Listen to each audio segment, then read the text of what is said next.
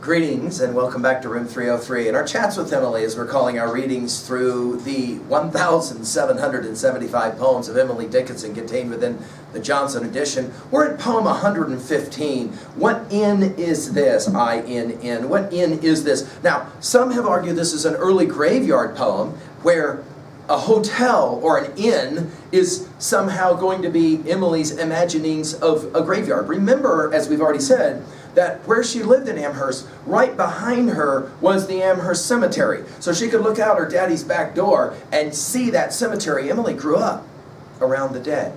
She knew them well. She was comfortable talking and thinking about the dead and graveyards. And in some ways we're as well back to poem 49 when we were playing that game earlier. Our assumptions are that you've been following our stuff at LearnStrong.net. Down the left-hand side, Chats with Emily, our playlist. I'm hopeful that you've been exposed already to our introductory comments. And I'm hopeful as well that you worked through the previous 114 poems. We just finished with Good Night Because We Must. And of course in that poem, we were dealing with something about death and the afterlife and her inquisitive nature. Now this extended metaphor here of the graveyard as an inn is significant, so we're going to pay attention to that. And there's been a number of these really famous poems by Emily on this subject, and we'll list some of them by the end of our study. She'll say it this way. What inn is this, where for the night peculiar traveler comes? Who is the landlord? Where are the maids? Behold, what curious rooms! No ruddy fires on the hearth, no brimming tankards flow. Necromancer, landlord, who are these below? Now, I find this a fascinating poem because just like in poem 114, you've got the wit, you've got the ironic wit, the curious wit of Emily speaking now to a landlord. Now obviously the question is, who's the landlord? Are we talking to God? Are we talking as in the Greek notion of Hades? Are we talking to death? I mean, like what exactly are we doing here? Notice the first thing she says though about this graveyard is that it's an inn, which is already paradoxical and ironic because you go to a hotel or an inn, you spend the night, and the assumption is what? You get up and you go somewhere else. So what's up with this use of the word inn as a stand-in for a graveyard? It's a fascinating way to think about it. But notice this is a series of questions, right? Did you see all the question marks? Where for the night peculiar traveler comes? Like, again, it's the question of afterlife. What happens, right? When one goes. Now, this peculiar traveler, is it Emily? Is it somebody who recently she watched pass away? As we said, guys, remember, in Emily's time, you don't go to hospitals to die. The doctor comes to you. You die in the house that you lived in all your life. So Emily will have watched people who have passed, and obviously want to ask questions about that. And then the question is, who is the landlord? Where are the maids, right? Of course, earlier, in the earlier poem, it was Sarah. She wanted to talk to angels. Now she's interested in talking to the maids. Like, who takes care of this place anyway, right?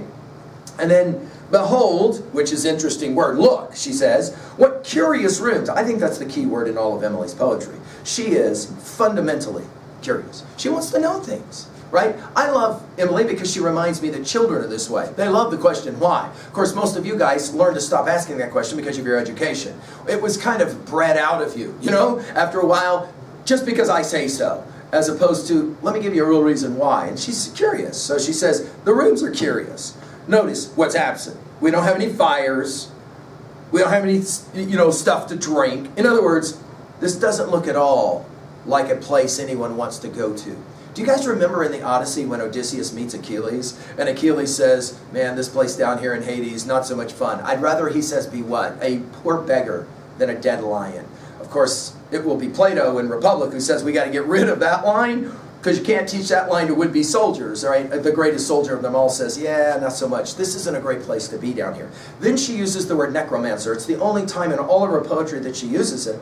It often, obviously, is associated with wizards and with spells and that kind of thing, maybe even black magic. Some have seen this as almost blasphemous on Emily's part. And then we're back to landlord for the second time. And then finally, a last question, who are these below? Now, it's interesting that in a letter that Emily wrote,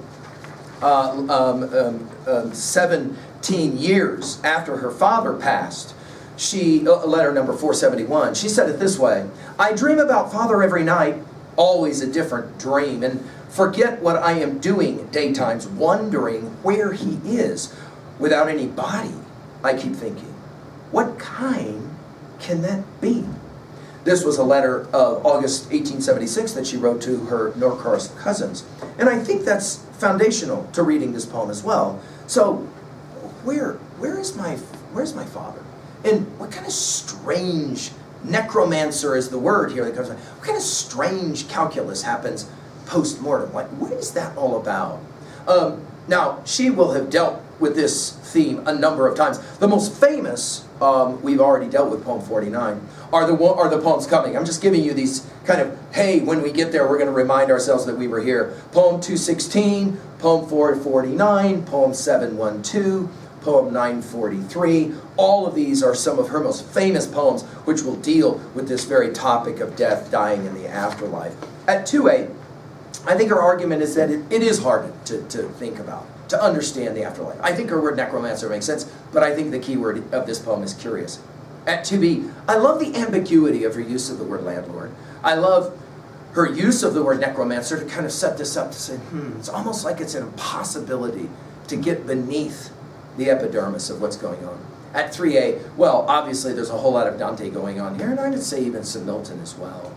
Finally, and the Odyssey, I think she's building off of those from the Aeneid, when obviously Aeneas in Aeneid 6 takes his journey to the underworld, and obviously Odysseus in his journey to the underworld. What is it that both of those heroes get to do? Well, they get to go to the underworld and come out and tell about it.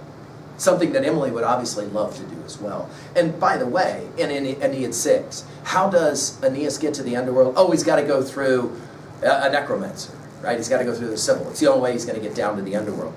Well, by the way, we've given full lectures on all of that at learnstrong.net if you'd like to run into ground.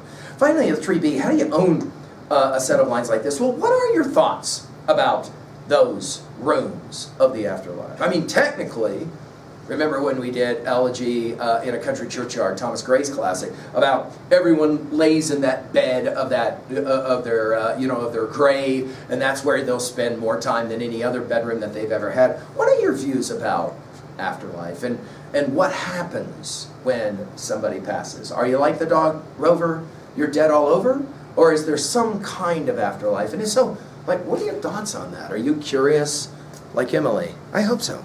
Thank you.